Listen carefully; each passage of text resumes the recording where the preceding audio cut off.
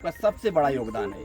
आज हमारे अधिकारों का, हमारे कर्तव्यों का अगर कोई रक्षक है तो वो संविधान है। अगर संविधान नहीं होता तो हम लोग यहाँ नहीं रह पाते, न पढ़ पाते, न कहीं चल पाते, न तो किसी से बात कर पाते, न तो नौकरी कर पाते, और न ही कहीं मंदिर में जा पाते, न मस्जिद में जा पाते, कोई सभा नहीं कर सकते।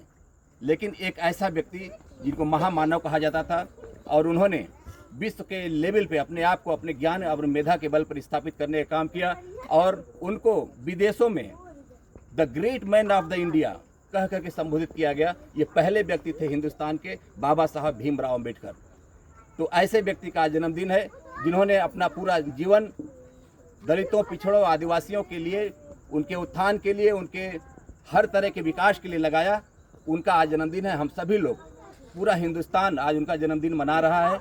मैं सबको बहुत बहुत नमन करता हूं। और आज इस तिरगावा की धरती पर यहाँ के जो जागरूक लोगों ने बाबा साहेब के जन्मदिन को मनाने का काम किया है, मैं उनको बहुत बहुत साधुवाद देता हूँ।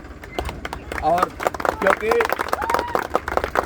कहा गया है कि जो भरा नहीं है भावों में, जिसमें भरती रसदार नहीं, वह हृदय नहीं, वह पत्थर है, जिसमें स्वदेश का प्यार नहीं।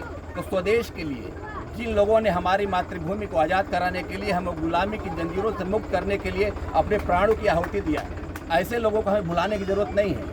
क्योंकि अगर हम भुलाएंगे तो हमारी पीढ़ियां आने वाली उनको याद नहीं करेंगी, वो व्यक्ति का योगदान खत्म हो जाएगा। तो आज हम याद कर रहे हैं, कल आपके बच्चे याद करेंगे, और फिर उनके बाद उनके बच्चे याद करेंगे। ये सदियों तक बाबा साहेब अमर रहेंगे अपने कर्म से। उन्होंने जो आपके लिए किया है वह कभी भुलाने की बात नहीं है। हम आप सभी लोग यहाँ पर एकत्रित हैं, वो बाबा साहेब की देन है। हम बोल रहे हैं, ये भी बाबा साहेब की देन है।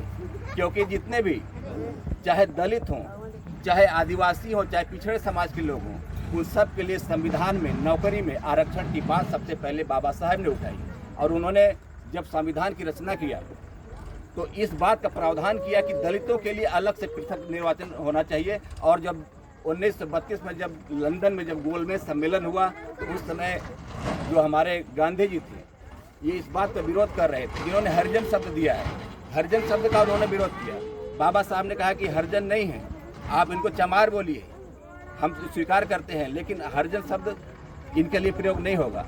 और जब बाबा साहब ने इस बात को कहा कि जितने भी हमारे देश के दलित समाज के भाई लोग हैं, उनको निर्वाचन के लिए अलग से व्यवस्था होनी चाहिए। उनके लिए राज्यसभा में, लोकसभा में, विधान परिषद में, विधायक में, सब जगह उनके लिए आरक्षण तय होना चाहिए, ताकि उनकी जो आज की स्थिति है उस स्थिति में बदलाव होना चाहिए।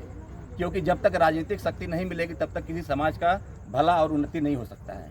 तो उन्होंने इस बात को उठाया, और आज आपको जो आरक्षण मिलता है, आप नौकरी करने के लिए फॉर्म भरते हैं तो उसमें आरक्षण मिलता है, वो बाबा साहेब की देन है। और आज आप यहाँ से उठ के अपने आप को देश के शीर्ष पदों पर जाते हैं तो बाबा साहब की देन है। तो हम सभी लोग उनके प्रति अपनी कृतज्ञता व्यक्त करते हैं। और सुखदार भैया के लिए, ज्ञानी प्रधान जी के लिए, राजेश जी के लिए, और राजेश बीडीसी, जितने भी यहाँ के सहयोगी लोग हैं, सबके प्रति बहुत बहुत आभार व्यक्त करते हैं। माताओं बहनों को प्रणाम करते हैं। बहुत बहुत धन्यवाद।